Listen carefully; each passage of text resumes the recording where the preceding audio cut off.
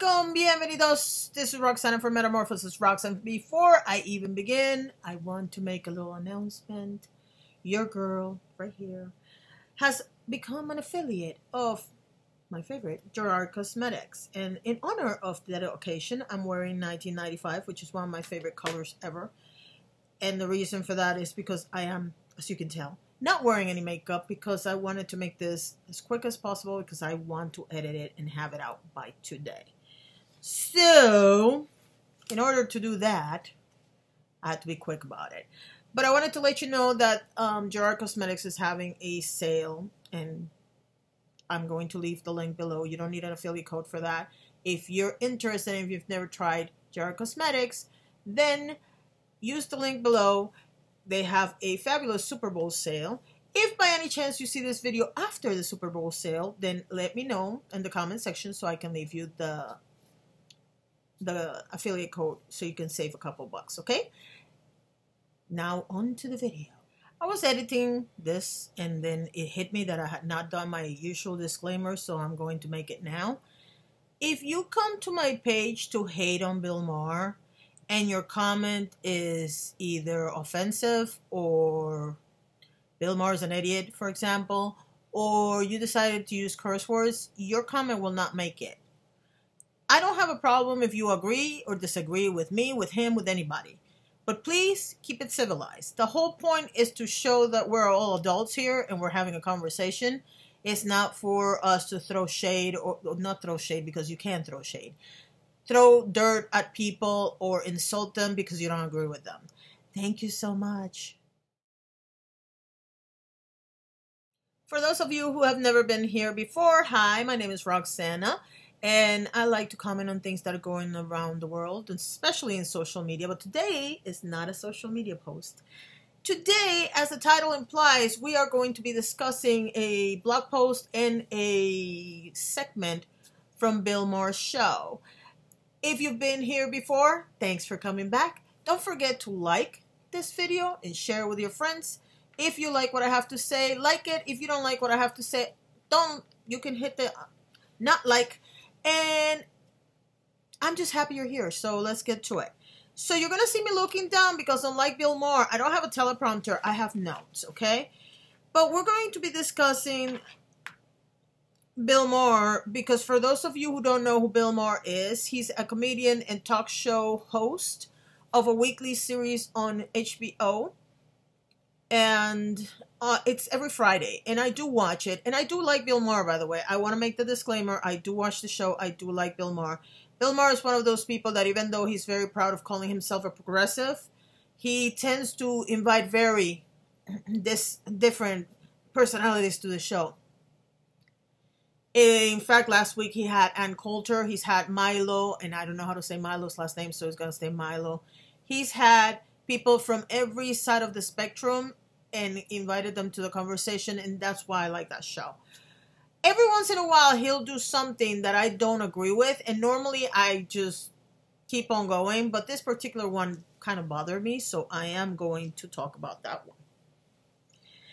The segment was called Adulting, and it was in his answer, for lack of a better word, to a blog post he had done a week after Stanley's death. And so, in order for me to give him a proper answer, I went and read the blog post. And I'm going to discuss the blog post first, and then I'm going to talk about the actual show. So, just so you understand, when I decided to do the research for this, I concentrated on a specific time period because since he was talking, and it'll all make sense in the end as usual, but what happened was he had a 3-paragraph blog post about the death of Stan Lee, and basically people misunderstood it. They thought he was throwing dirt at Stan Lee. In reality, he was throwing dirt at the rest of us, to be honest. He was talking about how the first thing, okay, so when he's talking about the death of Stan Lee, he was actually talking about the fact that we are, as a nation, we are smarter than we were before, like back to the 1940s, but we are smart about dumb things, referring to, of course, comic books and that sort of thing. And then he proceeded to say that he inferred that that it was not a reach to say that the reason why Donald Trump was elected, it was because we're not paying attention to the right things. That, first of all, that's a reach, okay? Second of all, there's plenty of dumb presidents in the history of the United States. And I specifically decided not to bring up Japan, Europe, anywhere else, just the United States, because in my opinion, this message of his was meant only for Americans. And I just thought, well, then let's do a little research. And I took into account presidents elected before the 1930s. And the reason for selecting the 1930s is because I'm basing this on the idea that the first superhero was Mandrake the Magician back in 1934.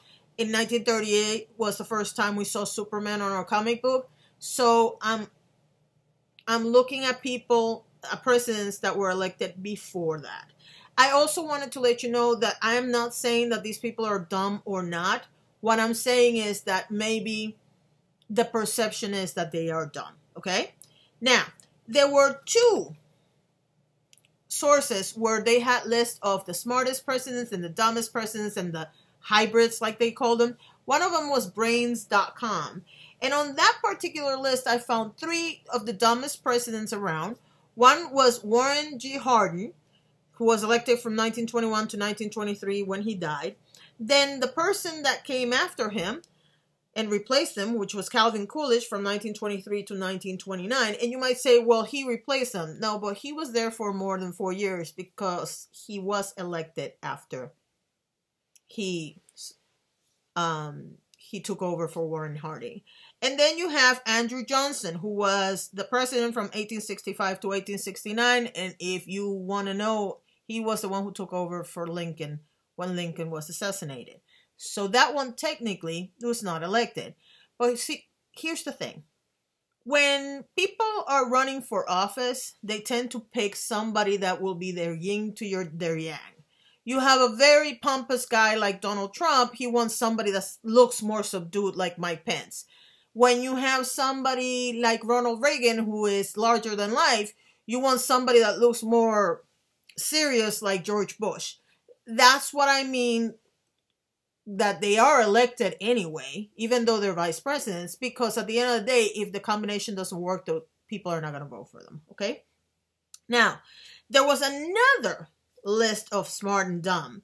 This one was based in a study that was done by the University of California.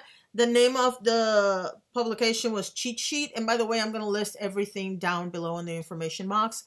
And this particular list went by IQ because Donald Trump is fascinated by people's IQs. Oddly enough, the last person on the list, and you're going to find some of these names surprising, the last person on the list had a assumed IQ of 120. So none of these people were dumb, just so you know.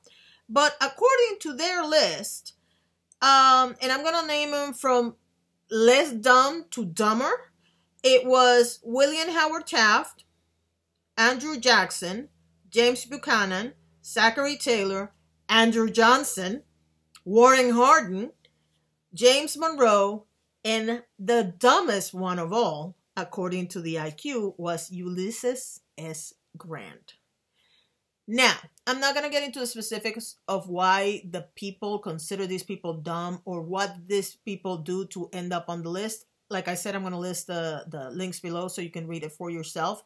But the bottom line is that when you read some of these stories, you realize that some of the things that Trump has done don't sound as dumb as some of the things other people before them did. And oddly enough, none of them had comic books when they were elected, okay?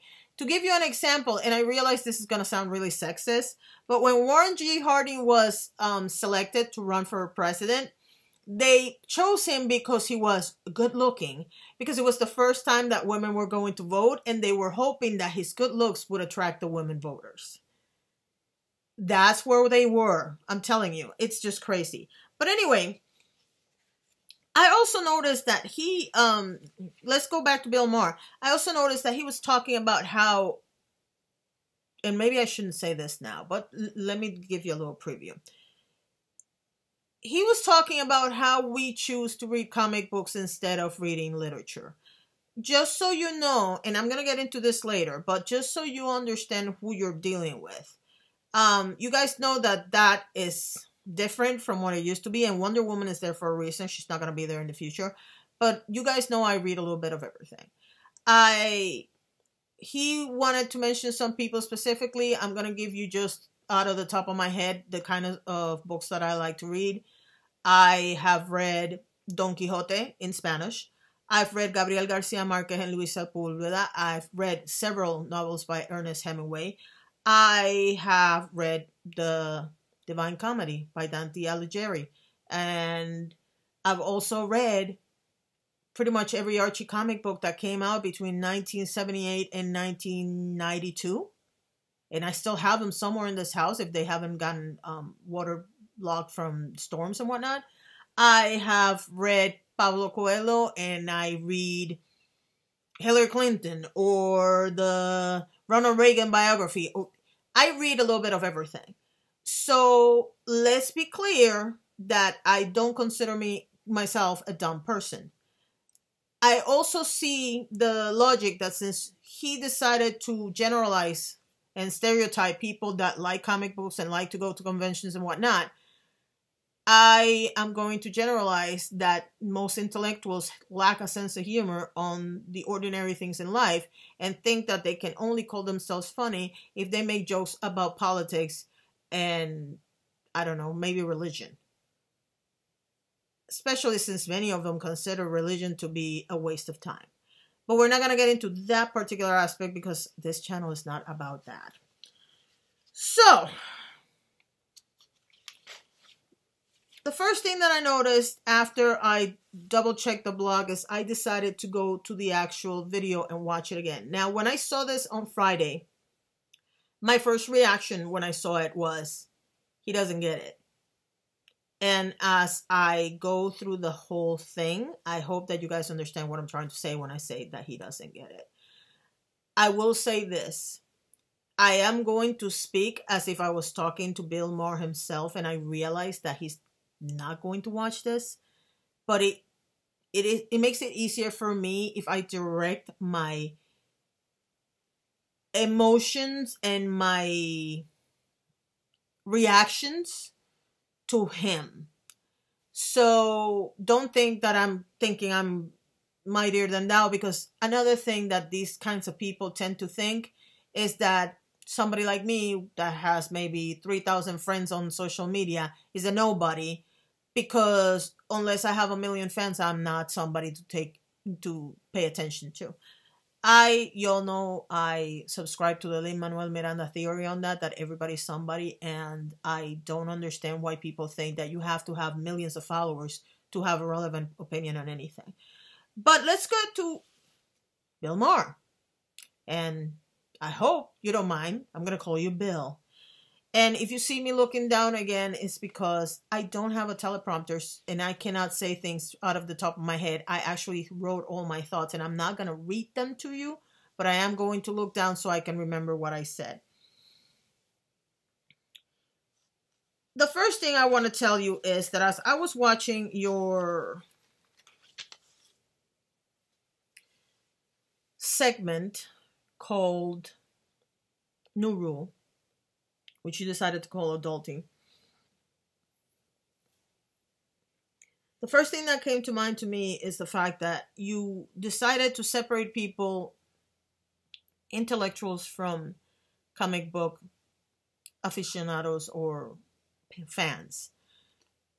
And the reality of life is that, to me, it's all a comic book story. We spend our entire lives hoping and looking for the next superhero, and in reality, we end up electing a bunch of jokers. Now, you said, one of the first things you said is, you can like the same things you did when you were 10, but if you do, you have to grow up. We have. And so, our hobby has to do with a great world where there are great lessons on friendship, on loyalty, on responsibility. And most importantly, we all don't have to like the same things. You see, when you go to a MegaCon convention or a Comic Con, and I realize I'm saying Comic Con convention, and that's an oxymoron. But anyway, when you go to a convention, you have Marvel Universe people hanging out with DC comic lovers. And the average group of people are just so interested in the craftsmanship of the outfits. Who made your outfit? How did you get this? Why are you fascinated with this character, etc.? They are not sitting there trashing each other because they're from different universe. Now, we do have super fans, or what we call stans. And the reality is we have those in everything. Don't we have stans in politics? People that are not willing to listen to anything anybody else has to say but Donald Trump or Hillary Clinton or whoever. We do. So that world is not that different from this world. So I don't understand your logic. As far as being 10 years old and liking cartoons and then not liking them when you're older, that seems to be a personal problem. Because you seem to have an entire career devoted to making fun of politicians, but you really think you're being adult about it? I'm just leaving the question right there. Now, one of the things that you did say, I'm not glad Stan Lee is dead. I'm glad you are. That you're alive. And as much as your studio audience laughed and everybody had this nervous laughter on them, I can't help but notice that that comment was, the line might have been funny, but the comment was very dismissive. And not only was it dismissive, but it demonstrates that you are exactly what you criticize on certain politicians. You have no ability to empathize or seek to understand what other people like to do. You just decided that since it's not your thing, you're going to judge them. Which, if I'm not mistaken, is the same thing you do to the average Republican, especially the more conservative ones. But you're in the right because you're the one saying it. Because you're an intellectual, and intellectuals know things that the other people cannot. Okay, got it. I couldn't help but notice that when you were rattling out names of writers, you concentrated on James Baldwin, Toni Morrison, and Michael Ivor Dyson. And yes, I did notice that all three of them happened to be black. I want to add some other names to that list of writers, like Pablo Neruda or Mario Vargas Llosa, or let's add more women like Maya Angelou, Julia de Burgos, Isabel Allende, the Bronte sisters, Virginia Woolf, Agatha Christie. Let's be a little bit more expansive and not just concentrate on three people, because it serves your narrative that you as a progressive are so inclusive and could only come up with three names that all happen to be black. And yes, I am saying what I'm saying, and I said what I said, okay? But let's continue, because there's more to this than just the fact that, you only concentrated on three writers because it suited your narrative and made you look smart, but at the same time, I'm very inclusive and I read black writers. You even quoted the Bible, and you said, and I'm going to have to read it because, again, I don't have a teleprompter. When I was a child, I spoke as a child, I understood as a child, I thought as a child. But when I became a man, I put away childish things. Seems to me like maybe some Christians and, well, some people in general should not forget childish things. Because there is a certain innocence and a certain thing that comes when you're playing with toys. For one thing, if you're a parent, you better remember how it's like to play with toys, because you're going to have to teach your kids. Maybe if people spend more time playing with toys, they would spend less time arguing over baseless, stupid things that don't matter, like the wall. And while we're at it, aren't most politicians just overgrown babies with adult clothing on? And to be honest with you, so is most of the population. I mean, I've seen some of the arguments that happen in social media, and I can't help but notice that nobody's acting like an adult, because as soon as somebody has a good point, somebody will come with the usual. You're ugly, you're fat, you're old, you're young. Things that have nothing to do with the argument at large, because when you don't find a legitimate reason to argue, the average person resorts to personal attacks. And who does that? I don't know. Oh yeah, children. Now, you were talking about writers, and yes, some good writers. And I mentioned some other writers, and I can keep on rattling names like Miguel de Cervantes. I don't even know. There's so many. But I'm not going to mention any other name. Shakespeare. I'm not going to do that. I was going to do it, but I'm not. Because here's the thing. I seem to remember that a great mind called Voltaire once said, with great power comes great responsibility. And yet, until Ben Parker said that on the original Spider-Man movie, most people didn't even think about that line. It was thanks to a superhero movie that most people now remember that line.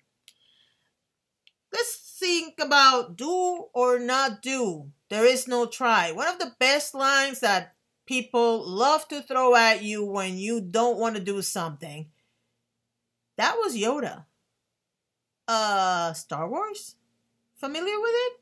And then I had to leave the last line I wanted to mention to my girl Wonder Woman, who said, we have a saying, my people.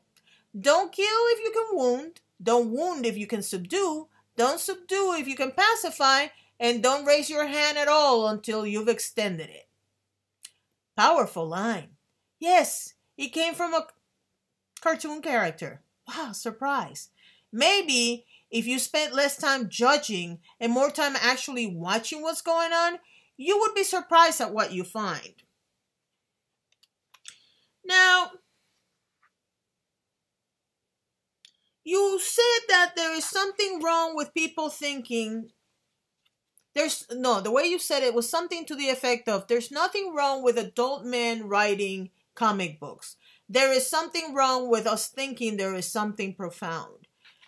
The average person, whether they're a kid or an adult, learn a lot about the important things in life from comic books. There is nothing wrong with that. There is nothing wrong with liking a superhero movie. The last time I looked, cinema was supposed to be about taking all the stresses of the day away and showing us spectacular things that most people cannot accomplish. There's absolutely nothing wrong with believing that someday a hero will come that will save the day. Elections are won or lost on that idea. There is absolutely nothing wrong with people celebrating their taste or their hobby or whatever it is that they find fascinating about cartoon characters or superheroes and displaying that talent on conferences, on meetups, in hospitals.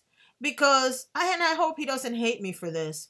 I have a friend that does cosplay, and he cosplays as some of his favorite Star Trek characters. And he also happens to take that outfit and go to hospitals and say hi to kids. He also cosplays as Santa Claus. There's nothing more powerful to me than the amounts of people that I've seen that have taken their skill to create a character or to reenact a character by their own hands, and then realize, there's only so many conventions I can go to. Maybe I can go to the local hospital and bring a little joy to a kid that has big, important issues at hand and take them away from that pain for a few hours or a few minutes. It doesn't matter. You see, you tend to look at things as black or white. You, who criticize conservatives for not bending at all, for having no ability to understand what they don't even bother to look at. And yet you're sitting there talking trash about comic books and superhero movies. When Wakanda Forever came out, Black Panther, a lot of people started talking about how that had given some power and emotion to Black people in the United States.